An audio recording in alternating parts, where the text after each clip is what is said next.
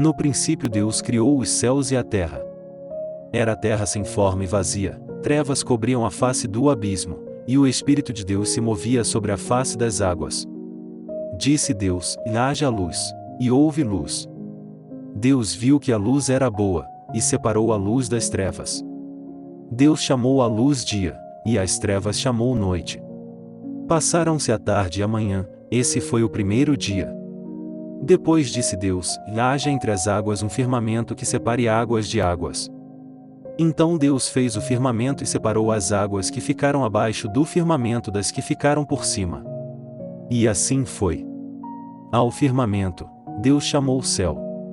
Passaram-se a tarde e a manhã, esse foi o segundo dia. E disse Deus: ajuntem-se num só lugar as águas que estão debaixo do céu, e apareça a parte seca. E assim foi. A parte seca Deus chamou terra, e chamou mares ao conjunto das águas. E Deus viu que ficou bom.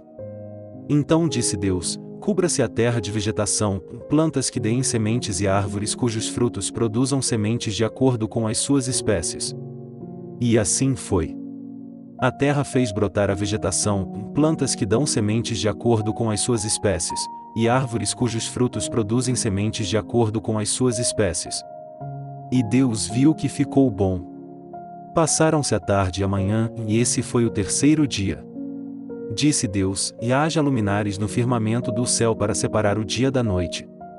Sirvam eles de sinais para marcar estações, dias e anos. E sirvam de luminares no firmamento do céu para iluminar a terra. E assim foi.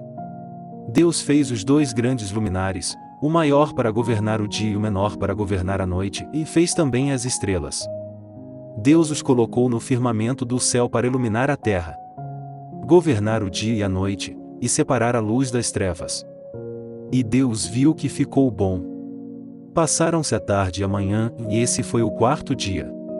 Disse também Deus: encham-se as águas de seres vivos, e voem as aves sobre a terra, sob o firmamento do céu. Assim Deus criou os grandes animais aquáticos e os demais seres vivos que povoam as águas, de acordo com as suas espécies, e todas as aves, de acordo com as suas espécies. E Deus viu que ficou bom. Então Deus os abençoou, dizendo: e sejam férteis e multipliquem-se. Encham as águas dos mares. E multipliquem-se as aves na terra. Passaram-se a tarde e a manhã, e esse foi o quinto dia. E disse Deus: produz a terra seres vivos de acordo com as suas espécies, rebanhos domésticos, animais selvagens e os demais seres vivos da terra, cada um de acordo com a sua espécie. E assim foi.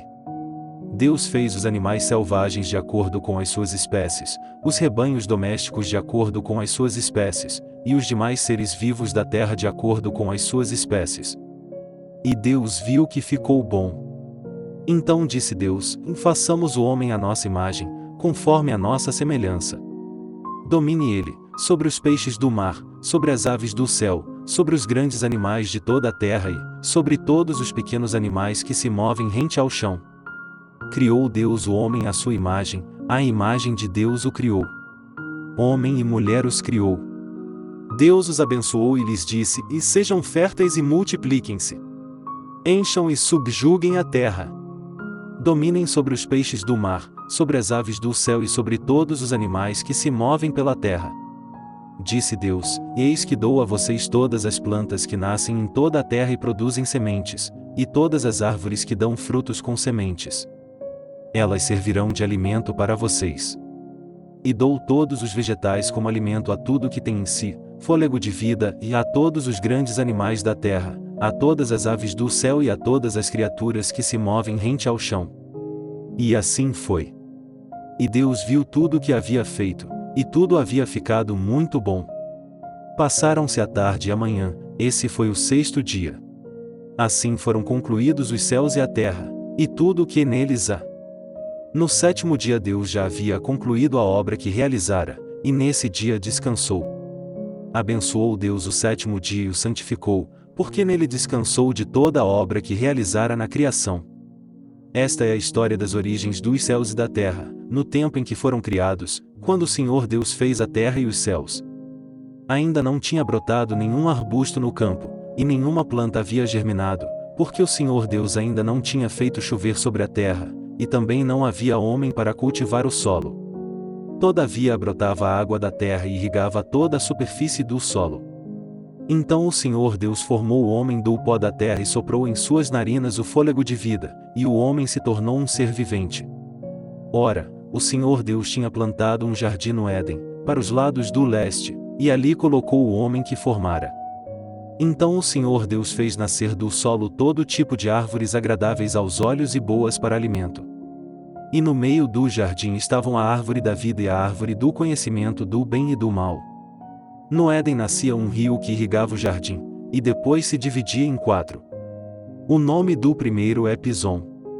Ele percorre toda a terra de Havilá, onde existe ouro. O ouro daquela terra é excelente. Lá também existem o bdélio e a pedra de ônix. O segundo, que percorre toda a terra de Cuxi, é o Gion. O terceiro, que corre pelo lado leste da Síria, é o Tigre. E o quarto rio é o Eufrates. O Senhor Deus colocou o homem no jardim do Éden para cuidar dele e cultivá-lo. E o Senhor Deus ordenou ao homem: coma livremente de qualquer árvore do jardim, mas não coma da árvore do conhecimento do bem e do mal, porque no dia em que dela comer, certamente você morrerá. Então o Senhor Deus declarou: não é bom que o homem esteja só, farei para ele alguém que o auxilie e lhe corresponda. Depois que formou da terra todos os animais do campo e todas as aves do céu, o Senhor Deus os trouxe ao homem para ver como este lhes chamaria. E o nome que o homem desse a cada ser vivo, esse seria o seu nome. Assim o homem deu nomes a todos os rebanhos domésticos, às aves do céu e a todos os animais selvagens. Todavia não se encontrou para o homem alguém que o auxiliasse e lhe correspondesse. Então o Senhor Deus fez o homem cair em profundo sono e, enquanto este dormia, tirou-lhe uma das costelas, fechando o lugar com carne. Com a costela que havia tirado do homem, o Senhor Deus fez uma mulher e a levou até ele. Disse então o homem: esta, sim, é osso dos meus ossos e carne da minha carne. Ela será chamada mulher, porque do homem foi tirada. Por essa razão, o homem deixará pai e mãe e se unirá à sua mulher, e eles se tornarão uma só carne.